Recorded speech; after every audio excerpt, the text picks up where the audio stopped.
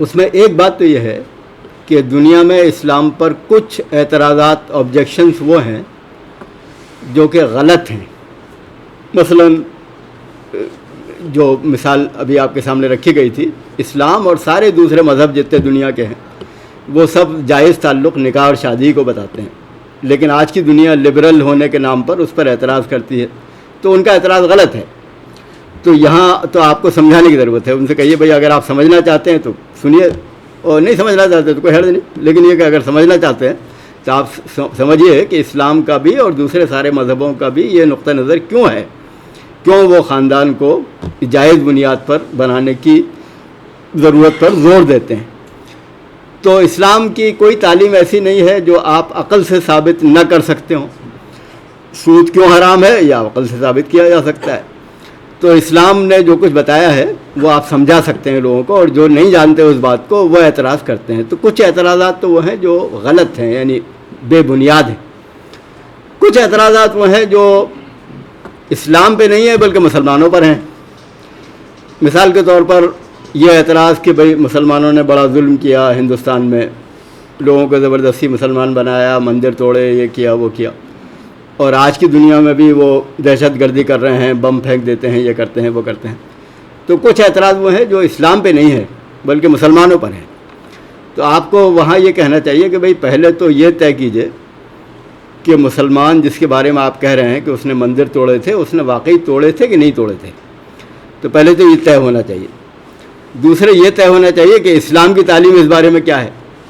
یہ دو باتیں کلیئر ہونی چاہیے. تو دوسری بات تو کلیئر ہے بالکل، اسلام کی تعلیم یہ ہے کہ آپ کوئی مندر نہیں توڑ سکتے، آپ کسی کو زبردستی مسلمان نہیں بنا سکتے، آپ کسی آبادی پر جس سے آپ کی جنگ نہ ہو اس پر کوئی بم نہیں پھینک سکتے. تو اسلام کی تعلیم تو واضح ہے. اب مسلمانوں نے کوئی غلطی کی ہے کہ نہیں کی، یہ معاملہ تحقیق کا ہے، ریسرچ.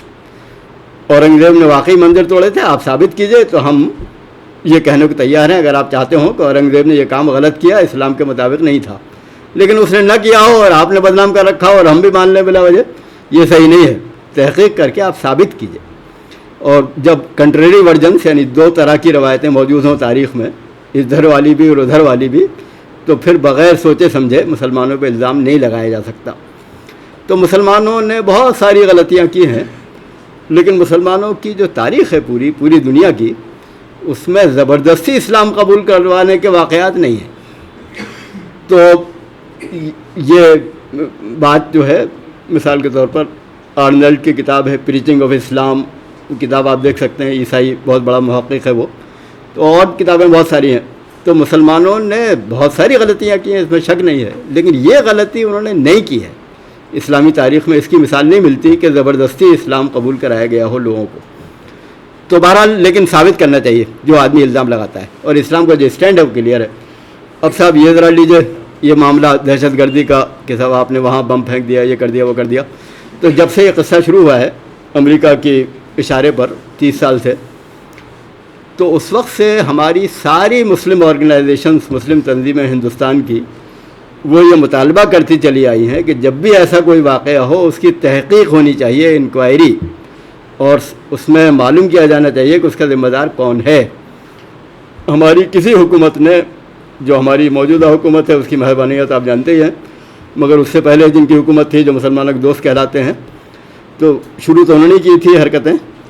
تو بہرحال نہ یہ حکومت نہ وہ حکومت، اس نے کبھی یہ بات نہیں مانی اور کسی واقعے کی انکوائری نہیں کرائی. تو آپ جو الزام لگاتے ہیں کہ صاحب مسلمان دہشت گرد ہیں، آپ اسے ثابت تو کریں پہلے. اور ہم تو مطالبہ کرتے آئے ہیں، مسلسل ہماری کنسسٹنٹ ڈیمانڈ ہے کہ ہر ایسے واقعے کی انکوائری ہونی چاہیے اور پتہ لگانا چاہیے کون اس کا ذمہ دار ہے. تو جو ذمہ دار ہے اس کو سزا دیجیے. تو آپ اس کے بغیر لوگوں کو پکڑ لیتے ہیں، ٹارچر کرتے ہیں، ان کی فیملیز کو ٹارچر کرتے ہیں، کوئی 20 سال کو جیل میں رکھتے ہیں، کسی کو 30 سال جیل میں رکھتے ہیں، پھر چھوڑ دیتے ہیں. تو یہ ظلم ہے جو ہزاروں لوگوں کے ساتھ ہو رہا ہے پچھلے 30 سال سے. تو یہ جو ظلم ہے اسے تو کنڈیم کرنا چاہیے نا، اس ظلم کو تو ظلم کہنا چاہیے. تو ان سے کہیے کہ مسلمانوں کی طرف انگلی اٹھانے سے پہلے آپ اس ظلم پہ بات کیوں نہیں کرتے؟ آپ judicial process, due process of law کیوں نہیں اپناتے؟ آپ بغیر جرم ثابت کیے کسی شخص کو 30 سال تک جیل میں کیوں رکھتے ہیں؟ تو آپ ان کو یہ بتائیے کہ جو غلطی ہماری نہیں ہے وہ ہمیں نہیں ماننی چاہیے، ہمیں یعنی اس معاملے میں ڈیفینسو نہیں ہونا چاہیے. ان سے کہیے کلیئر بات ہے، کوئی غلطی ہماری ہے تو بتا دیجیے، ہم معافی مانگنے تیار ہیں، لیکن جو ہماری غلطی نہیں ہے بلکہ آپ کی غلطی ہے کہ آپ بے گناہ لوگوں پر ظلم کر رہے ہیں، تو اس کے لیے معافی آپ کو مانگنی چاہیے۔ تو یہ بات تو میرے خیال میں ہمیں کہنی چاہیے، جو لوگ سننے کو تیار ہوں، اور ظاہر ہے کہ بہت سارے لوگ ہیں جو سننے کو تیار نہیں ہے، ان کو جب موقع ملے تو آپ بات کریں۔